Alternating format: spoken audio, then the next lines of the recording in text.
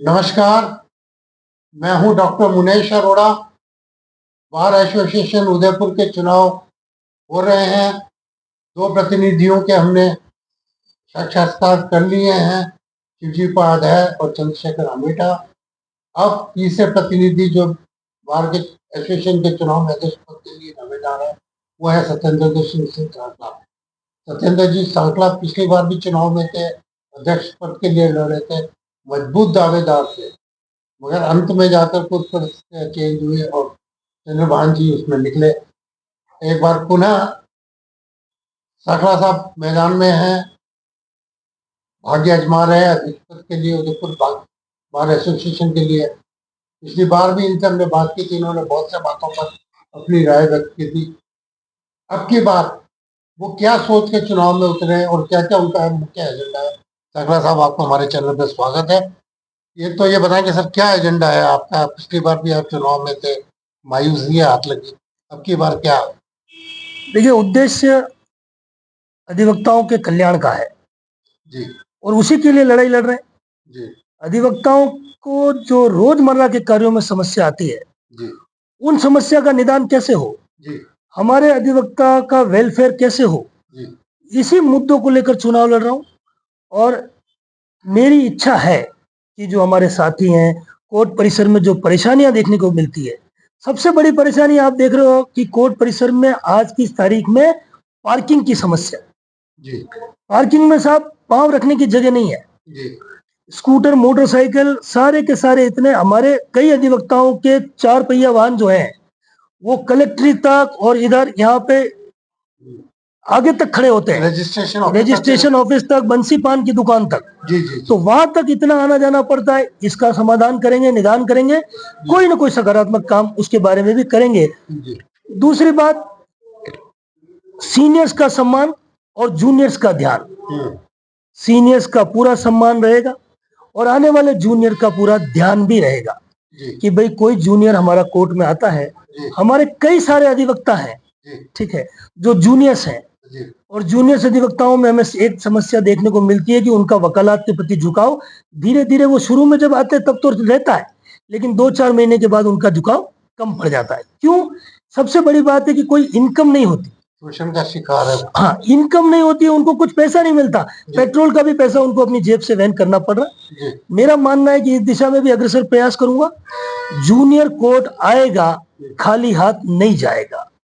इसके बारे में सुप्रीम कोर्ट की गाइडलाइन के अनुसार किस प्रकार जूनियर्स को स्टाइपेंड मिले, उसके बारे में भी एक योजना दिमाग में है मेरे। उसको मैं, अगर मुझे मौका मिलता है तो निश्चित रूप से क्रियान्वित करूंगा।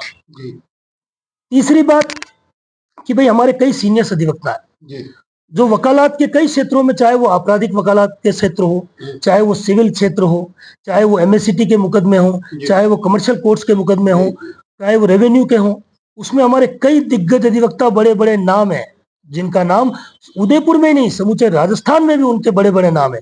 मेरा प्रयास रहेगा कि उन सब सीनियर्स से मार्गदर्शन करें।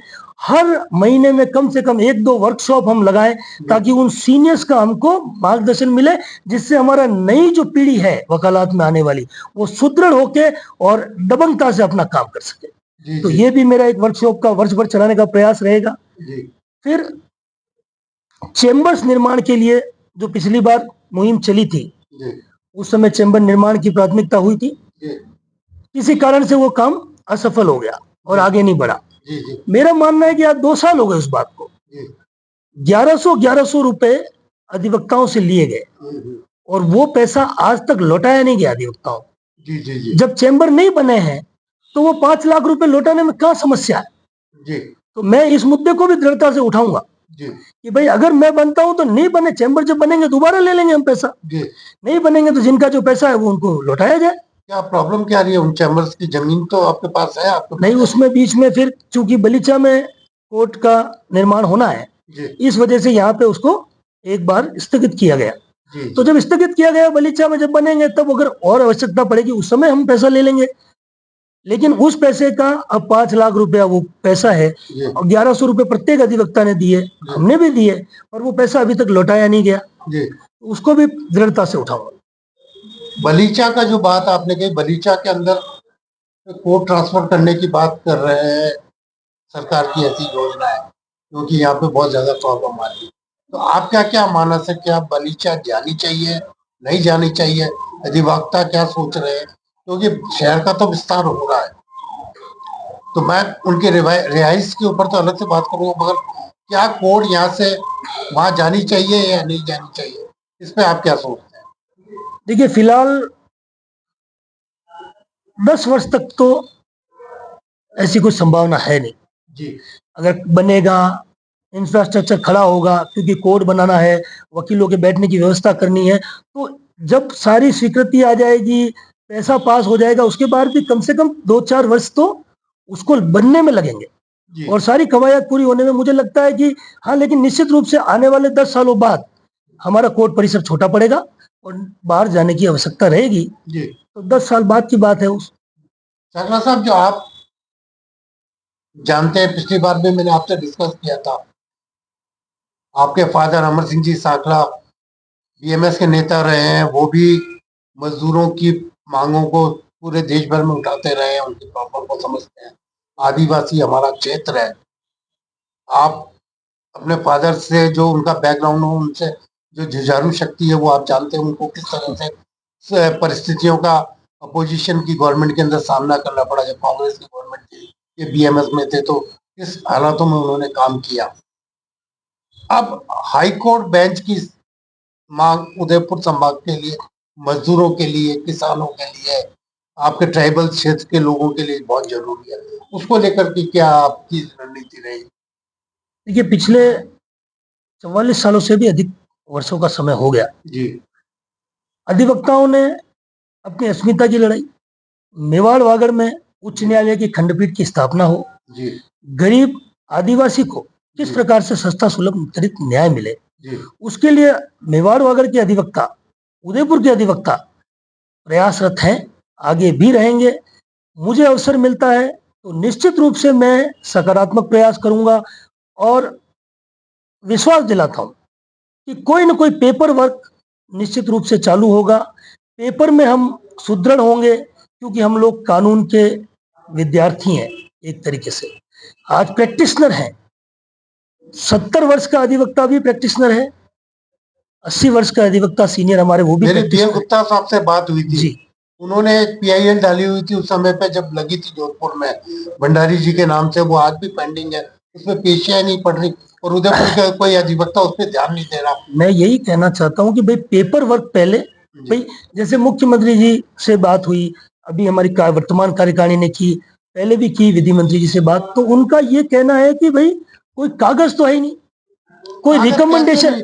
कागज तो वीरप्पा मोइली के टाइम पे दिया, उनकी रिसिप्ट आपकी बाहर के साहब, पास उसका है। संविधान में प्रक्रिया है जी कि खंडपीठ की स्थापना कैसे होती है, जी तो उसके लिए राज्यपाल महोदय की रिकमेंडेशन से काम, तो वो रिकमेंडेशन लाने में एक जो हमारी हाईकोर्ट मेवाड़ वगैरह की संघर्ष समिति है, उनसे सकारात्मक चर्चा करके रिकमेंडेशन कैसे आए, जी उसकी रिकमेंड होगी, कागज चलेगा, विधि के लोग हैं, बिना कागज के कुछ नहीं होता, तो कागज चलेगा, कागज के साथ आंदोलन को सुदृढ़ रूप देंगे और आगे बढ़ेंगे। मेरा मानना है कि निश्चित रूप से उच्च न्यायालय की खंडपीठ की स्थापना हमारे उदयपुर में होगी। शेड्यूल 5 की बात होती है, शेड्यूल 5 को लेकर के भी विशेष प्रावधान है ट्राइबल्स के लिए, बिल्कुल है। मगर उसका भी फायदा उदयपुर के ट्राइबल्स को नहीं मिल रहा।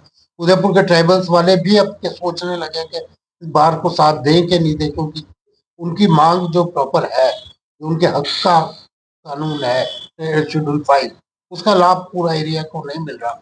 आप कैसे उस चीज को ले जाकर देंगे? सब राजनीतिक कारण रहे, आज तक इतने 44 सालों का संघर्ष रहा, जी कभी भाजपा की सरकार रही तो कभी कांग्रेस की सरकार रही। जी ठीक, किसी का जोधपुर प्रेम, किसी का कोटा बीकानेर प्रेम, किसी का झालावाड़ प्रेम, इन प्रेमों के कारण जी उदयपुर में स्थापना नहीं हो पाई। संविधान के अनुसूची में प्रावधान होने के बावजूद भी जी हमें कहीं न कहीं नकारा गया। जी तो मेरा यह मानना है कि हम कोऑर्डिनेट करेंगे, सरकार के माध्यम से शहर के विधायक जी से संपर्क करेंगे, शहर के जिलाध्यक्ष जी को साथ लेंगे जी और हम एक मुकाम चलाएंगे, मुहिम चलाएंगे कि किस प्रकार से हम सकारात्मक रूप से आगे बढ़े। जो अन्याय अब तक हमारे साथ हुआ है, कम से कम वो आगे ना हो और हमारी आवाज बुलंद होकर पहुंचे। सकला साहब, एक चीज और है, आप जब भी बार काउंसिल ऑफ राजस्थान के चुनाव होते हैं, जितनी बार एसोसिएशन उदयपुर या जो उदयपुर के आसपास की बार एसोसिएशन, बांसवाड़ा है, डूंगरपुर है, सब लोग आप बार काउंसिल चुनते हैं। बार काउंसिल के लोग वहां जाकर कभी भी आपका समर्थन नहीं करते। बार काउंसिल चुन के मेंबर आपने भेजे पूरे संभाग से, वो सदस्य बनते हैं वहां जाकर, मगर कभी भी आपकी बार काउंसिल ने आपका साथ नहीं दिया हाई कोर्ट के मुद्दे पर। इस पर क्या स्टैंड रहेगा? ऐसा साहब, ये मुझे लगता है कि ये मिथक है कि बार काउंसिल के सदस्य साथ नहीं देते। आदरणीय रतन सिंह जी राव, बार काउंसिल के हमारे को चेयरमैन, बार एसोसिएशन के विष्णु पितामह, जब जब भी आवश्यकता पड़ी, राव साहब ने हमारे साथ जाजब पे बैठ के, दरी पे बैठ के हमारी आवाज को आगे उठाया है। मेरा सवाल ये नहीं है कि यहाँ के मेंबर चुन के गए, उन्होंने आवाज यहाँ बैठकर नहीं उठाई। सवाल ये है कि बार काउंसिल में बैठकर वहां क्या हुआ, वो इम्पोर्टेंट। देखिए, उन्होंने वहां पर भी अपने जितनी उनकी क्षमता थी उन्होंने प्रयास किए, पर ठीक है, मैंने आपसे कहा कि राजनीतिक कारणों से कोई बात नहीं बन पाई जी। तो उसके लिए हमारे बार काउंसिल के अंदर ये बात उठे ना कि आज बात उदयपुर की नहीं है, आज बीकानेर स्ट्राइक पे है, आज कोटा स्ट्राइक पे है, आज जयपुर स्ट्राइक पे है, आज जोधपुर स्ट्राइक पे है, आज पूरा राज्य स्ट्राइक पे है कि वो राज्य स्तर की कमेटी है, समिति है, तो वहां पे हर जयपुर के प्रतिनिधि करने वाले भी हैं, जोधपुर वाले भी हैं, दूसरे भी हैं, तो ऐसे में सामंजस्य बनना मुश्किल है ना साहब। नहीं, मेरा सवाल यह है कि क्या बार काउंसिल मेंबर्स पर जो लोग एसोसिएशन के लोग हैं, जो इस संभाग के हैं, वो उन्होंने कभी दबाव डाला, कभी उनसे बात की कि बार काउंसिल इसमें कोई सहयोग करे? नहीं, निश्चित रूप से हमारे जो सदस्य हमने यहाँ से चुन के भेजे, उन्होंने मेवाड़ वागड़ में हाईकोर्ट बेंच की स्थापना हो, इसके लिए वहां पे भी अपनी आवाज उठाई है, लेकिन सिर्फ राजनीति का शिकार हो गए, और चूंकि सब जने अपनी अपनी मांग उठाते हैं तो वहां पे एक सामंजस्य की स्थिति नहीं बन पाती। बाकी हमारे ये कहना गलत है कि हमारे प्रतिनिधि जो है वो आवाज नहीं उठा रहे। जी। और कौन से मुद्दे हैं जो मुख्य रूप से आपके दिमाग में है कि ये तो वकीलों के लिए आवश्यकता है, इसके बगैर काम नहीं चल रहा, क्योंकि बहुत लंबा समय हो गया है यहाँ पे?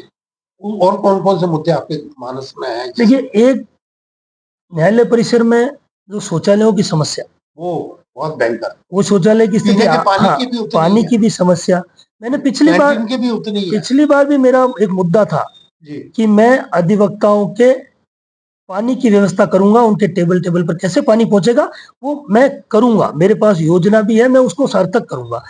मुझे बड़ा बुरा लगता है कि हमारा कोई जूनियर आता है और किसी के लिए हम कहते हैं तो वो बोतल भर के पानी लेके आता है नल से, जूनियर लेके, तो हमारा वो जूनियर भी एक डिग्निटी है, एडवोकेट है, वो तो ऑफिसर है। अगर वो पानी की बोतल भर के लाएगा इस प्रकार से, तो मेरा ये मानना है कि हम ये व्यवस्था करेंगे कि हमारे जूनियर को पानी की बोतल उठा के लानी नहीं पड़े और वहीं बिल्कुल पास में पानी की व्यवस्था हो जाए। तो जल की व्यवस्था करेंगे, सफाई व्यवस्था पर ध्यान देंगे, और जो शौचालय हैं, इन शौचालयों में एक स्वीपर हमेशा काम करे, इसके नगर निगम से बात करेंगे, और आवश्यकता पड़ी तो बाहर के फंड से स्वीपर लगाएंगे जी। लेकिन सफाई होना जरूरी जी। और एक समस्या और आती है वकीलों को कि इनका सिस्टमेटिक बैठने की जगह नहीं है। कई वकील बेचारे इधर से उधर दूसरे के चैम्बर में, दूसरे की जगह पे आके बैठते हैं। देखिए, वर्ष 2018 में जब मैं बार के उपाध्यक्ष था जी, तब हमने वकीलों के बैठने के लिए कई स्थानों पर टीन शेड लगाए जी। टीन शेड लगाए क्योंकि हमारा अधिवक्ता भाई कोर्ट में आता है, बारिश हो जाए, गर्मी होती है, धूप होती है, तो टीन शेड की व्यवस्था उस समय से हमने काम किया। उसके बाद हमने जब गिरिजा शंकर जी भाई साहब अध्यक्ष बने तब भी टीन शेड और लगे जी, और भरत जी जोशी के कार्यकाल में भी टीन शेड भी लगे और नीचे पक्का करने का भी काम किया गया ताकि पानी की व्यवस्था, वो सारी चीजें हो जाए हैं। मैं जब उपाध्यक्ष था तब हमारे रामकृपा जी अध्यक्ष थे, तो रामकृपा जी भाई साहब से भी हमने समन्वय बिठाया और भाई साहब को कहा कि भाई साहब ये अधिवक्ताओं के बैठने की जरूरी है, तो उन्होंने भी उसमें सहयोग किया, हमने अगुवाई करी और आगे रहकर हमने कई अधिवक्ताओं के बैठने की समस्या का समाधान किया। और मुझे अच्छी तरह याद है कि उस कार्यकाल में टेबल इस कोर्ट में लगवाए गए और गोटियां निकाली गई बाहर हॉल में, और अधिवक्ताओं के बैठने की वो आज ये पूरा ये जो न्यू कोर्ट कैंपस के पास जो टेबलें लगी हुई है, ये सारी गोटियां निकल के 2018 के हमारे कार्यकाल की उपलब्धि रही है। और आगे भी मेरा निश्चित रूप से आपसे मैं इस चैनल के माध्यम से अधिवक्ता, जूनियर अधिवक्ताओं को वायदा करता हूं कि उनके बैठने की व्यवस्था इस न्यायालय परिसर में होगी और एक अच्छी व्यवस्था करें। और कुछ अपने अधिवक्ता साथियों को आप मैसेज देना चाहें, आपका स्वागत है। मेरा साहब इतना सा है, पहले भी मेरा यही कोटेशन था कि काम किया है, काम करेंगे, जी इसलिए आप मुझे वोट दीजिए। आप सबका ढेर सारा साधुवाद, आपके चैनल का साधुवाद। अधिवक्ता साथियों से एक बार फिर हाथ जोड़कर विनम्र अपील है कि इस बार फिर मैं चुनाव के मैदान में हूं। आप सभी का स्नेह, सहयोग, आशीर्वाद, मत, समर्थन मुझे प्राप्त होगा, ऐसी कामनाओं के साथ ये चुनाव में लड़ रहा हूं। धन्यवाद। ये थे साखरा साहब जिन्होंने अपनी बात रखी और ये बताया कि वो किस तरीके से आगे प्रगति करना चाह रहे हैं और क्या वो करना चाहते हैं। इन्होंने अपना बात रखी, इनके लिए बहुत बहुत धन्यवाद। फिर आपसे बात करेंगे चुनाव के एक बार फिर। बहुत बहुत धन्यवाद।